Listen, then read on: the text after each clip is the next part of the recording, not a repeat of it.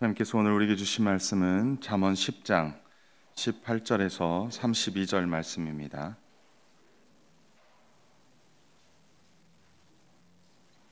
잠언 10장 18절에서 32절 말씀 함께 합독하도록 하겠습니다. 시작.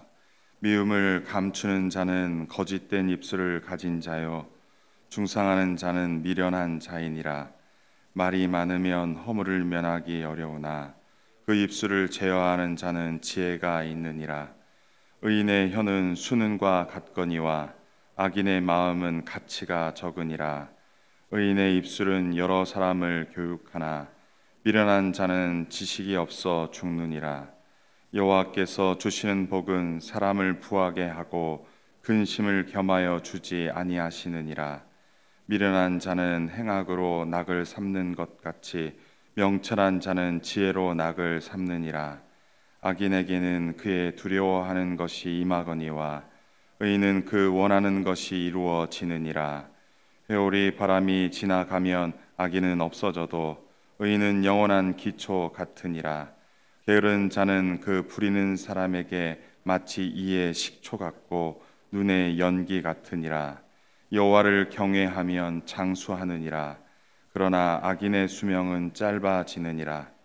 의인의 소망은 즐거움을 이루어도 악인의 소망은 끊어지느니라. 여호와의 도가 정직한 자에게는 산성이요 행악하는 자에게는 멸망이니라. 의인은 영영이 이동되지 아니하여도 악인은 땅에 거하지 못하게 되느니라. 의인의 입은 지혜를 내어도 패역한 혀는 배임을 당할 것이니라.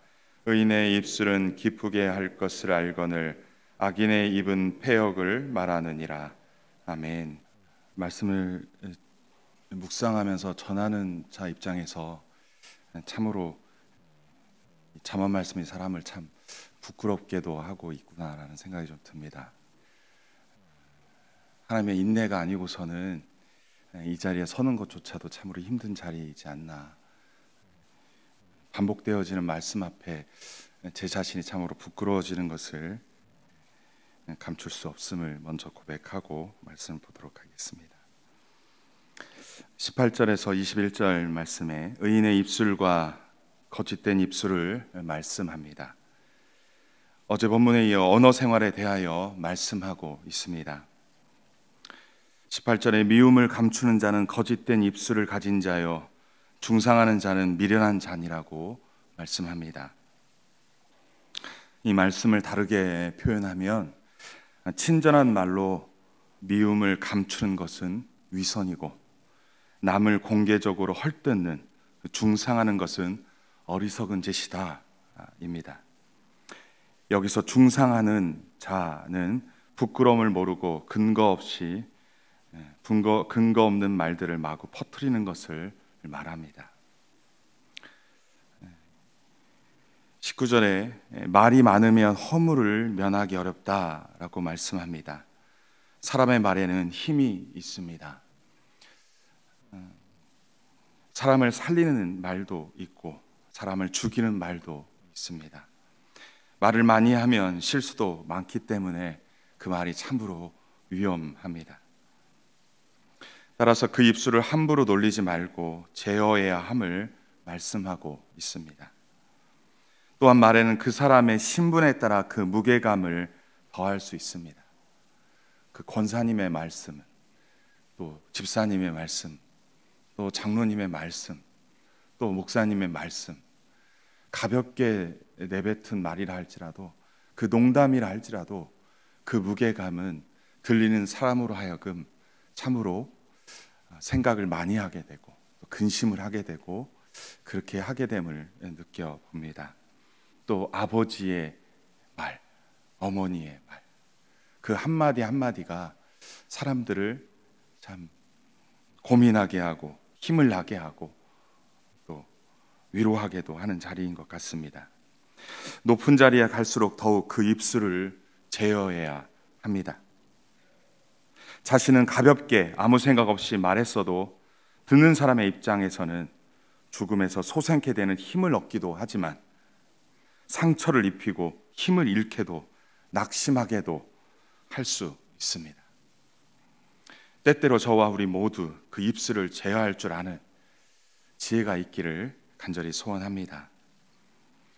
20절에서 의인의 혀는 수는과 같다고 말씀합니다. 의인의 혀는 참으로 가치 있다고 말씀합니다. 왜냐하면 의인의 혀에서 나오는 말은 마치 황금알을 낳는 거위와도 같다. 그래서 그렇게 가치가 있다라는 것입니다. 사람을 위로하고 사람을 힘있게 하고 죽어가는 자를 살리는 말을 하기 때문에 의인의 말은 가치가 있다라는 것입니다. 하지만 악인의 마음은 가치가 적다라고 말씀합니다. 악인의 마음에서 독을 내품기 때문입니다. 그 마음에 있는 독이 입술을 통해서 다른 사람들에게 품어져 나가기 때문에 그렇습니다. 그래서 상처를 주고 아프게 하고 낙심케 하기 때문에 오히려 없으면 좋은 것입니다. 21절에서 의인의 입술은 여러 사람을 교육한다 말씀합니다. 꼭 선생질을 한다는 것은 아닐 것입니다. 의인의 입술에서 그 나오는 하나님께 속한 지혜와 지식과 또 정직, 또 사랑의 말들은 칠흑 같은 어둠에서 어디로 가야 할지 모르는 그 막막한 상황에 마치 빛을 내어주는 것이기 때문에 그렇습니다. 하지만 미련한 자는 지식이 없어 죽는다 말씀합니다. 의인은 많은 사람에게 생명의 양식을 주고 있는데 미련한 자는 지식의 유익함을 몰라서 결국 굶어 죽는다는 것입니다. 결국 어리석은 사람은 생각이 없어, 그 속에 지식이 없어 죽는다고 말씀하고 있습니다. 오늘날 우리는 미움을 감추는 거짓된 입술이나 부끄러움을 모르고 근거 없는 말들을 마구 퍼뜨리는 중상하는 어리석은 짓은 하지 말아야 할 것입니다. 우리의 말에는 힘이 있음을 기억하며 하나님께서 세워주신 직분에 맞는 말, 그 말을 신중하게 해야 할 것입니다. 우리의 입술은 하나님의 지혜와 지식을 말하며 남을 기쁘게 하는 말을, 위로하는 말을, 우리의 입술이 은과 같은 가치 있는 입술이 되어 사람을 위로하고 살리는 귀한 말들 되기를 주님으로 간절히 축원합니다. 22절 26절 말씀에 여호와가 주시는 복과 의인과 악인에 대하여 말씀합니다. 22절에서 여호와께서 주시는 복은 사람을 부하게 하고 근심을 겸하여 주지 않는다라고 말씀합니다.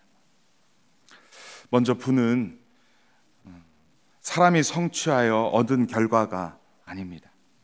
전적인 하나님의 선물임을 말씀합니다. 나의 부지런함과 능력으로 재물을 얻는 것처럼 생각할 수 있지만 내가 열심히 한다고 해서 저절로 부가 오는 것은 아닐 것입니다. 따라서 이 모든 것은 하나님의 은혜인 것입니다.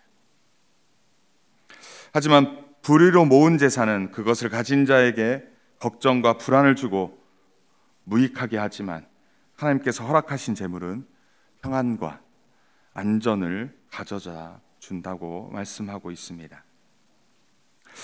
오늘날 우리는 우리의 소유가 먼저 그의 나라와 의를 구하는 산물인지 아니면 부정한 방법으로 취한 죄의 결과인지를 살피고 재물과 함께 근심을 겸하여 받지 않도록 우리의 재물을 복되게 사용하기를 간절히 축원합니다.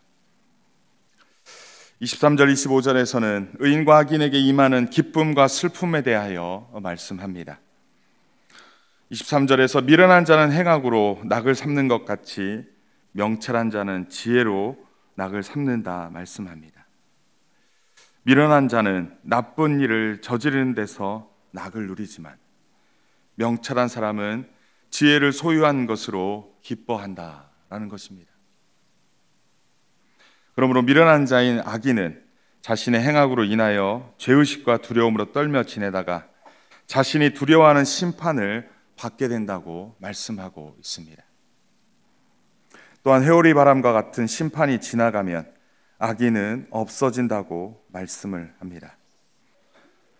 하지만 명철한 의인은 지혜를 소유하는 것으로 기뻐하기에 하나님께서 내려주시는 복을 받아 누리고 그 기초가 영원한 기초와 같이 반석 위에 지은 집처럼 튼튼해서 홍수가 나도 그 집은 전혀 문제가 없다고 말씀하고 있습니다.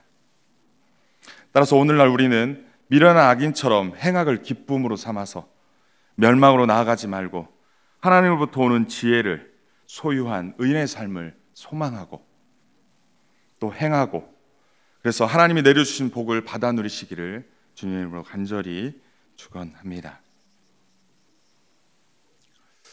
26절에서 게으른 자는 그 부리는 사람에게 마치 이에 식초와 같고 눈의 연기와 같다 말씀합니다.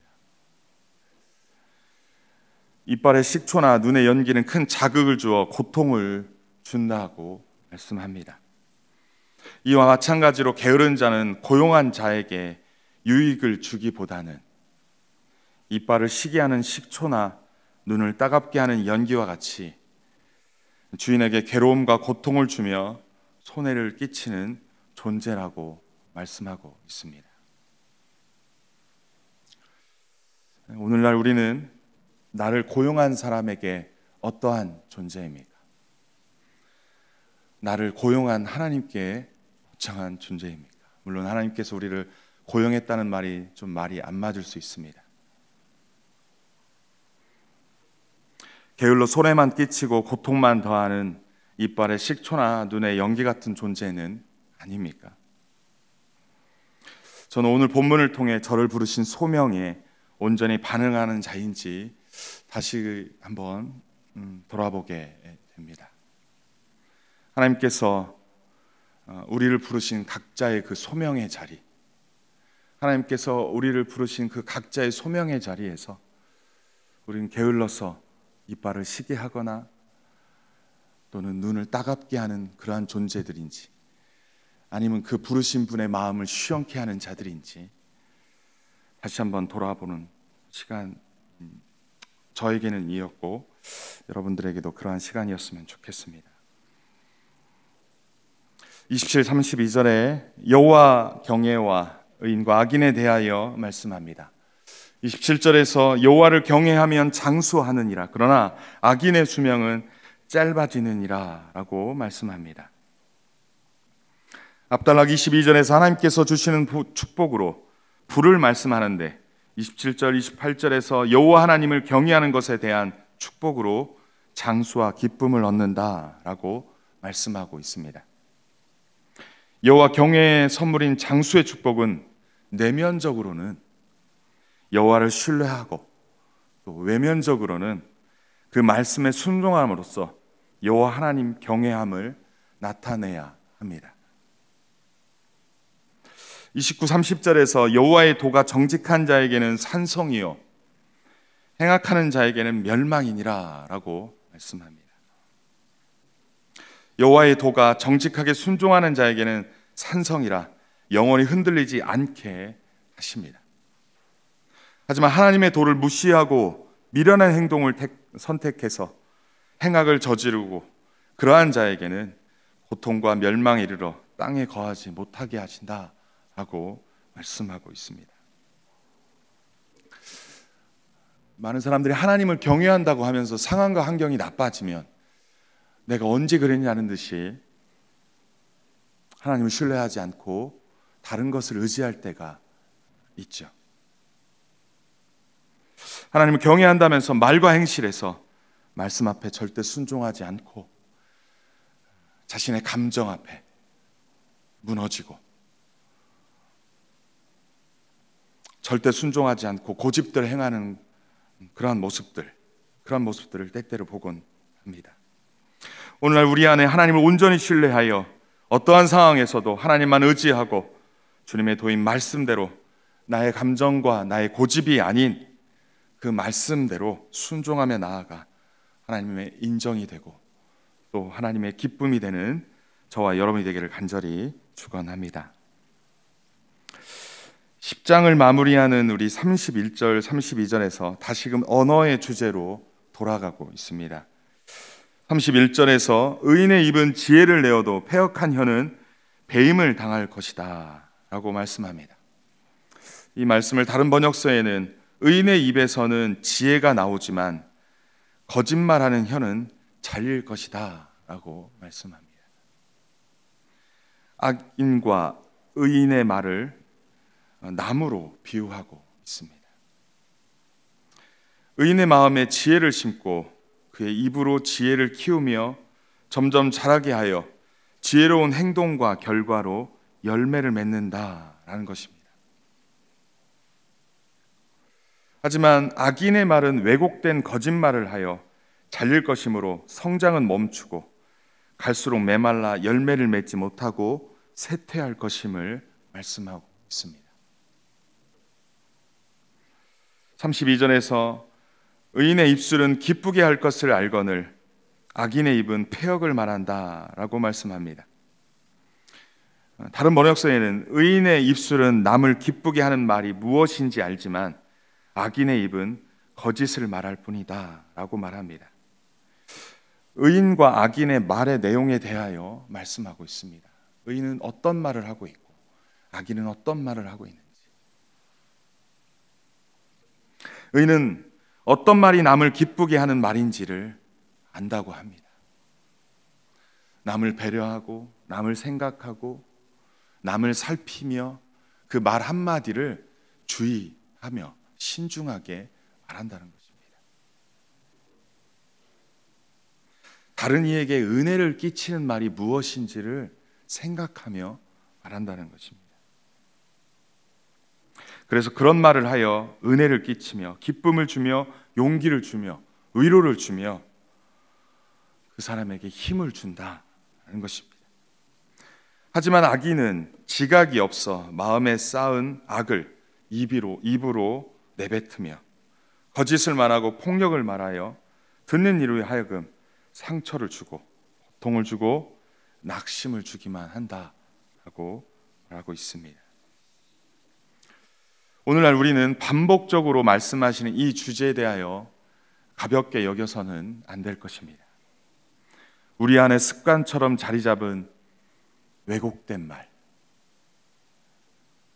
상처를 주는 말, 그런 말들을 내버리고 우리들의 마음에 하나님의 말씀을 읽고 묵상하며 하나님의 지혜를 심어야 할 것입니다. 우리의 입술로 하나님의 지혜의 말씀을 말하면서 그 지혜의 말씀을, 그 지혜를 키워나가야 할 것입니다. 어떤 말이 남을 기쁘게 하는 말인지 말씀을 통해 깨달은 것을 그 상대방으로 하여금 말해야 할 것입니다. 사람을 위로하고 격려하고 힘과 용기를 주어서 우리 안에 지혜를 키워나가야, 그래야 주님이 기뻐하시는 선한 열매를 맺는 우리가 될 줄 믿습니다. 저와 여러분들이 이 언어 생활들을 통해서 정말로 하나님의 축복의 통로가 되기를 주님으로 간절히 축원합니다. 오늘 본문을 통해서 하나님은 어떤 분이시고 우리에게 주는 교훈은 무엇입니까? 먼저 하나님께서는 우리의 입술을 제어하기를 원하십니다. 말을 많이 한다고 해서 좋은 것이 아니라는 것입니다. 말에는 힘이 있고 또 남을 위로하고 격려하는 그 능력이 있기 때문에 어떤 말을 해야 할지 신중하게 생각하고 고민하면서 상대방을 배려하면서 때에 맞는 말을 해야 할 것입니다. 그래서 우리의 말들이 가치 있는 그 말들이 되어야 할 것입니다. 두 번째로, 모든 복은 복의 근원이신 하나님께로부터 옵니다. 불의로 모은 재산은 걱정과 불안을 주지만 하나님께서 허락하신 재물은 평안과 안전을 가져다 줍니다.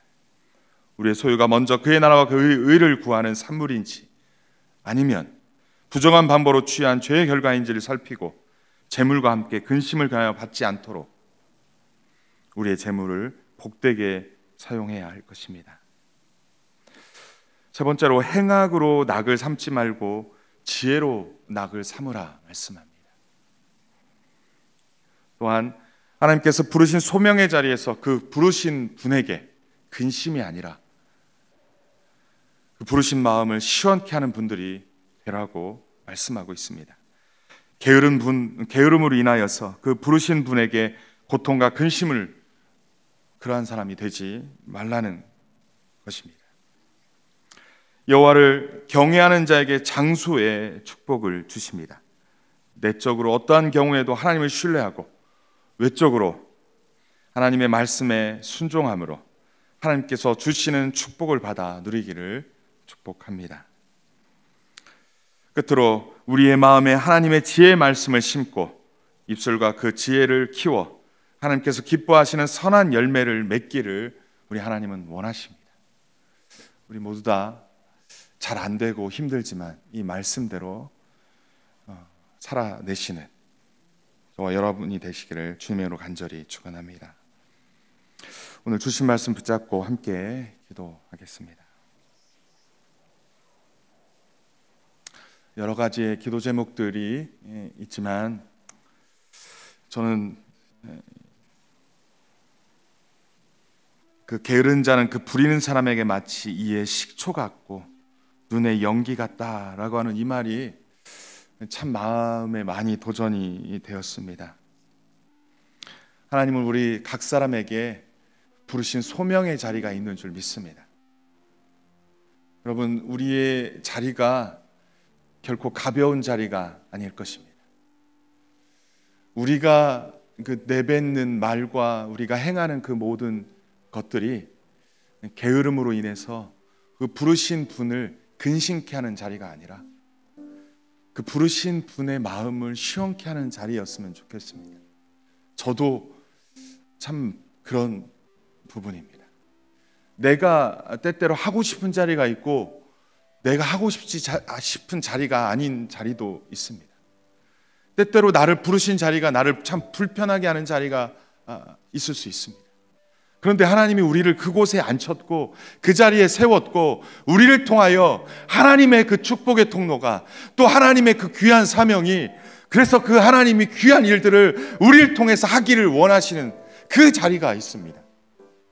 근데 우리가 그 무게감을 가볍게 여길 때가 있습니다. 아니 어쩌면 저만 그럴지 모르겠죠. 부모의 자리가 그렇고 사역의 자리가 그렇고 여러분 우리의 위치가 그럴 수 있습니다. 그 자리에 내가 원하든 원하지 않든 하나님이 세우신 분이 나를 세우신 분이고 나를 통해서 영광받기를 원하시는 그분이 내가 게으름이 아니라 부지런함으로 정직함으로 성실함으로 신실함으로 그 하나님의 기쁨의 역할을 그 축복의 통로를 하기를 원하실 것입니다.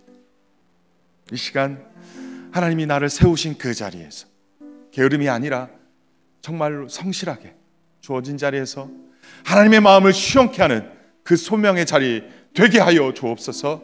하나님 나를 그렇게 사용하여 주옵소서. 시간 합심하여 함께 기도하겠습니다. 전능하신 아버지 하나님, 오늘 말씀을 통하여서 하나님 아버지 내가 참으로